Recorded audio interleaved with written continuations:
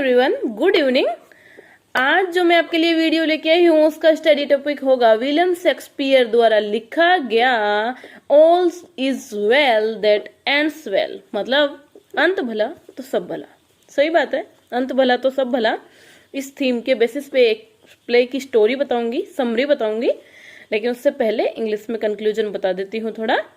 All is Well That Ends Well is a play by William Shakespeare published in the first folio in 1623, where it is listed among the comedies. There is a debate regarding the dating of the composition of the play, with possible dates ranging from 1598 to 1603. Bertram is compelled to marry Helena. Originally published 1623। अब इसका English का जो conclusion है क्या बोला गया है कि इसमें एक लड़की रहती है हेलेना, वो ऑर्फन रहती है, उसका फादर मदर कोइन रहता है, और एक लड़का रहता है बेटरम, उसका भी फादर मर जाता है लेकिन उसकी मदर रहती है, और वो रसलियन काउंट रहता है, एक मतलब बड़ी पोस्ट पे रहता है रसलियन में। तो इन दोनों की स्टोरी के बारे में है, इनकी स्टोरी कैसे स्टार्ट होती है और कैसे अंत में सब कुछ अच्छा हो जाता है, इसी के बेस पे इस प्ले का नाम पड़ जाता है all is well that ends well. Start करते हैं, पहले कैरेक्टर जान लेते हैं थोड़ा। हेलेना, जो मैंने बताया कि एक ऑर्फन थी, ये रसलियन का स्टोरी, अभी रसलियन में स्टोरी है, ये सेटिंग जो स्टार्ट स्टोरी है वो रसलियन की है। बेटरम है रसलियन काउंट जो अभी अभी बनाया गया है। काउंटेस उसकी मदर है। एक किंग ऑफ फ्रांस है, किंग ऑफ फ्रांस। एक लेफ्यू जो नोबलमैन है इस किंग ऑफ फ्रांस का दरबार का, और एक है पेरोल्स उसका दोस्त है। नाम इतना डिफिकल्ट होते थे उस टाइम पे कि प्रोनाउंस करने से पहले ही सोचना पड़ता है कि क्या प्रोनाउंसिएशन होगा। एक विडो थी, एक डायना थी, ये दोनों भी लास्ट में जाके इनका मतलब रोल प्ले होता है। पहले तो स्टार्ट तो हेलेना और बेटरम से ही रहता है। तो चलो मैं स्टोरी स्टार्ट कर देती हूँ, ओके। उसके थ्रू कैरेक्टर्स थोड़े समझ में आ जाएंगे। हेलेना एक अनाथ बच्ची रहती है, उसका फादर एक फिजिशियन रहता है। उसका फादर अभी अभी मतलब एक्सपायर हुआ होता है, तो उसका जो पालन पोषण है वो बेटरम की मदर काउंटेस करती है। काउंटेस के घर में रहते रहते वो बेटरम से फॉल इन लव हो जाती है, लेकिन बेटरम ये बिल्कुल नहीं चाहता है, क्योंकि उसको एक अपने स्टेटस लेवल का बड़ा ईगो रहता है कि मेरा स्टेटस अलग है, इसका स्टेटस अलग है। ये बाद में लेकिन उसको पता लगता है, अभी तो बेटरम को इधर उधर कोई पता भी नहीं है कि हेलेना क्या सोच रही है। तो हेलेना और मतलब ये मन ही मन में फॉल इन लव है, लेकिन किसी को बताती नहीं है। और ये जब बेटरम रसलियन काउंट बना दिया जाता है तो ये फ्रांस के लिए जाता रहता है। तो ये अपने आप से बातें करती है कि शायद अब ये तो चला जाएगा तो मैं इससे कैसे मिलूंगी, इसको कैसे देख पाऊंगी। काउंटेस को कैसे जैसे पता लग जाता है कि मेरे बेटे से ये फॉल इन लव है, तो वो इसको पूछती है कि तुम फॉल इन लव हो तो इसके ये तो जा रहे हैं, अभी तुम्हारा क्या होगा। तो ये कुछ नहीं बोलती है। फिर ये उसके जाने से पहले क्या करती है, एक गेम सोचती है या एक ट्रिक सोचती है कि मैं बेटरम से कैसे शादी कर सकती हूँ। तो किंग ऑफ फ्रांस रहता है, वो बहुत बीमार रहता है, तो वो उसका कोई भी इलाज नहीं कर सकता है। ये रसलियन में ये मतलब धारा बन जाती है कि king of France about to die है, और उसका कोई भी इलाज नहीं कर सकता। हाँ, इलाज कर सकते थे वो, एक पहले हमारे एक बहुत फिजिशियन था बड़ा, वो कर सकता था, लेकिन वो अभी नहीं है, और वो रहता है हेलेना का फादर। तो हेलेना बोलती है काउंटेस को कि मैं इनको ठीक कर सकती हूँ। तो वो हेलेना वो काउंटेस क्या करती है, बेटरम की मदर, वो वहां पे ये न्यूज पहुंचा देती है, और वो दरबारी लोग वो उसको भेज भी देती है। तो दरबारी को जाके बोलती है कि मैं किंग ऑफ फ्रांस का इलाज करने के लिए आई हूँ। तो वो एक बार तो हंसता है, फिर थोड़ा सटायरिकली देख के सोचता है कि अपने क्या जाता है, अपन तो जाके बोल देते हैं। तो वो जाके राजा को बोलता है कि एक लड़की आई है, वो तुम्हारे इलाज के लिए बोल रही है, क्या मैं उसे अंदर भेज दूं। तो किंग ऑफ फ्रांस सोचता है कि आज तक बड़े बड़े फिजिशियन मेरे आगे फेल हो गए, मेरी बीमारी के आगे, वो लड़की मेरा क्या कर सकेगी, कुछ नहीं करेगी, चलो एक बार ट्राई करने के लिए भेज दो। तो वो लड़की जब जाती है तो वो बड़ी कॉन्फिडेंस से कहती है कि मैं आपकी बीमारी को सही कर सकती हूँ। तो वो बोलती है कि कैसे कर सकते हो, कैसे कर सकती हो तुम, वो किंग बोलता है। तो वो बोलता है मैं कर सकती हूँ, ये इस पे मुझे कॉन्फिडेंस है, और अगर मैंने नहीं किया तो तुम मुझे चाहे मौत सजाए मौत दे देना। तो किंग ऑफ फ्रांस को तो बड़ा ऐसा लग जाता है कि लड़की में कॉन्फिडेंस है, इसका मतलब दम है अगली में। तो वो किंग ऑफ फ्रांस को सच में सही कर देती है अपने पिता की, जो देखती है, फिजिशियन था उसका फादर, तो वो देखती है उसकी दवाइयां वगैरह का, उसके थ्रू वो उसको ठीक कर देती है। अब वो ऐसे बोलता है कि तुम मेरी बीमारी ठीक करी हो तो तुम्हें मैं एक ऑफर देता हूँ। वो ऑफर ये है कि मेरे दरबार में जितने भी लोग बैठे हुए हैं ना, उनमें से तुम एक की तरफ इशारा कर दो, मैं तुम्हारी शादी कर दूंगा। तो अभी तक तो बेटरम गया नहीं है, रसलियन जाने ही वाला है, तो उससे पहले वो सारे लोग सभा में बैठे रहते हैं।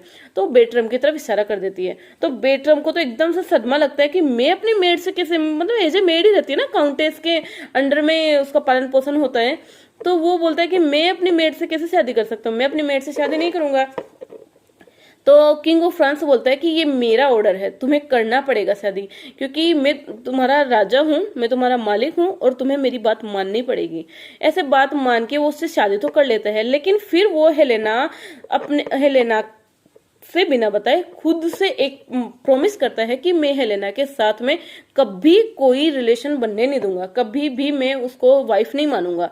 फिर हेलेना को बोलता है कि अगर तुम मुझे अपना पति मानती हो तो हाँ, वो पहले उसके साथ फ्रांस भी चली जाती है। फिर फ्रांस में वो बोलता है कि अगर तुम मुझे अपना पति मानती हो तो तुम रसलियन चल जाओ, क्योंकि मुझे तुम में कोई इंटरेस्ट नहीं है। हाँ, मुझे तुम में कोई इंटरेस्ट हो जाएगा। फिर वो एक शर्त रखता है, वो शर्त ये रखता है कि तुम जो मेरे हाथ में जो पहनी हुई रिंग है, अगर वो रिंग तुम ले लेती हो और तुम मेरे बच्चे की माँ बन जाती हो या माँ बनने वाली होती हो, तो मैं तुमसे शादी कर लूंगा। अजीब सी शर्त है, लेकिन प्ले में है तो मैं बता रही हूँ। तो वो सोचती है ठीक है। अभी वो सोचती है ऐसा तो कभी होना नहीं है, क्योंकि वो बेटरम तो उसकी तरफ देखता भी नहीं है, तो वो कहाँ उससे रिंग लेगी, कहाँ उसके बच्चे की माँ बनेगी।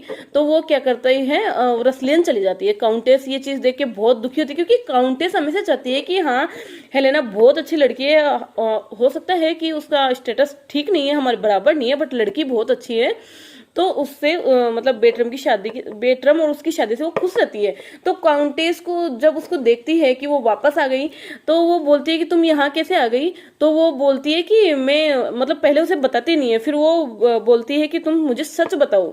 तो सच बताने के लिए वो बोलती है कि वो उसने मेरे साथ ऐसा शर्त रखा है और ऐसा तो कभी होना नहीं है। तो फिर वो क्या करती है, एक जगह पे मतलब बहुत दिनों तक रहती है, फिर दुखी होके बोलती है कि मैं एक तीर्थ यात्रा पे चली जाती हूँ, ताकि बेटरम घर पे तो आ सके, क्योंकि मेरे रहने के कारण बेटरम घर भी नहीं आ रहा है, तो मैं चली जाती हूँ। तो काउंटेस पहले तो मना करती है, फिर बाद में क्या करे, जाना ही पड़ता है कि बेटा भी तो आएगा घर पे। तो वो चली जाती है तीर्थ यात्रा पे। तीर्थ यात्रा पे फिर वो मिलती है विडो और डायना से। विडो रहती है, एक औरत रहती है विडो, और उसकी बेटी रहती है डायना। अब डायना के लव में रहता है बेटरम, बेटरम भी वहीं रहता है जहाँ पे वो तीर्थ यात्रा बोल के जाती है, वहां पे। तो डायना के उसमें रहता है, और वो मतलब हर बार चाहता है कि वो डायना को सिड्यूस करना चाहता है हर बार। और डायना और विडो इससे बहुत परेशान रहती है कि मतलब कैसे भी करके इससे कोई छुटकारा मिल जाए तो हम बहुत अच्छा फील करेंगे। तो हेलेना को जब सारी बात बताती है और फिर जब वो देखती है कि ये तो बेटरम ही है, तो वो बोलती है कि उसको अपनी शर्त याद आती है। तो वो बोलती है कि मैं इससे तुम्हारा छुटकारा दिला सकती हूँ। तो बोले कैसे, तो वो तो काउंट रहता है ना, तो ऑर्डर दे देता है कि डायना को अपने पास बुलाने का। तो डायना उसके पास में तो जाती नहीं है, डायना की जगह चली जाती है हेलेना। अब हेलेना जाने के बाद में उसकी वो शर्त, क्योंकि 1 नाइट स्टैंड करती है वो, तो वो उसका जो पॉसिबिलिटी बढ़ जाती है, क्योंकि वो रिंग भी मांग लेती है उससे, और वो जो उसका शर्त था प्रेगनेंसी वाला वो भी मतलब कंफर्म होने जैसा हो जाता है। तो फिर बाद में वो तो चली जाती है, ये पहले जाता है बेटरम, रसलियन चला जाता है, फिर उसके पीछे पीछे हेलेना जाती है। लेकिन उससे पहले उसमें रसलियन में ये न्यूज हो जाती है कि वो हेलेना है तीर्थ यात्रा पे गई थी और किसी कारणवश वहां पे मर गई। तो ये किंग ऑफ फ्रांस रहता है, ये तो उसके प्रति एक सिंपैथी रखता है, क्योंकि एक तो अनाथ बच्ची है, एक उसकी बीमारी ठीक करा था, तो उसके दिमाग में ऐसे हो जाता है कि मतलब वो मेरी बेटी जैसी है। तो वो काउंटेस के पास जाता है, तो बेटरम भी वहां रहता है, तो उन दोनों पे चिल्लाता है कि तुमने ऐसा क्यों किया। तो बेटरम बोलता है ये मेरी गलती है, मुझे माफ कर दो। मैं क्यों, तो उसको ऐसे शर्त देता है, क्यों वो तीर्थ यात्रा पे जाती है और क्यों वो मरती, तो इसका मेरा दुख हुआ।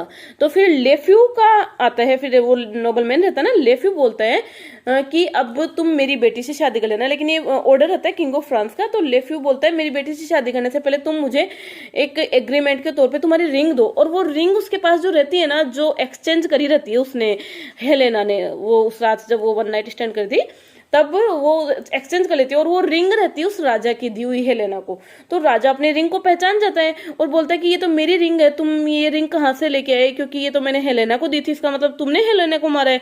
तो वो बोलता है नहीं, मैंने ऐसा नहीं किया है। तब बेटरम को कुछ समझ में आता, उससे पहले डायना और विडो आ जाती है। डायना के हाथ में रिंग रहती है, वो वाली जो बेटरम की पहनी हुई रहती है। तो डायना को वो रिंग के लिए पूछता है किंग ऑफ फ्रांस की, बताओ नहीं मैं तुम्हें मार दूंगा ऐसा करके।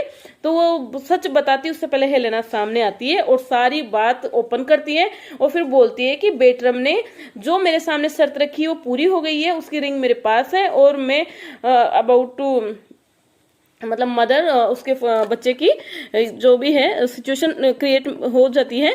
तो फिर वो बेटरम बोलता है कि मैंने तुम्हारे साथ बहुत बुरा किया है, अभी तुम मेरी शर्त जीत गई हो, उस शर्त के मुताबिक मैं तुम्हें अपनी बीवी मानता हूँ। ऐसे करके इसका जो मतलब स्टार्टिंग होता है थोड़ा खराब सा, फिर एंड होता है बहुत अच्छा। इसीलिए इसका प्ले का नाम हो गया all is well that ends well. तो आपको कैसे लगी स्टोरी, समझ में आया पूरा प्ले का समरी? इसमें और कुछ नहीं है, बस इसका जो पब्लिश डेट 1623 और इसके कैरेक्टर्स और इसके समरी नेम, कैरेक्टर्स के थ्रू समरी नेम आ जाएंगे, जिसमें मेन मैंने सारे बता दिए हैं। Helena and Bertram is protagonist. Okay, that's all, thank you.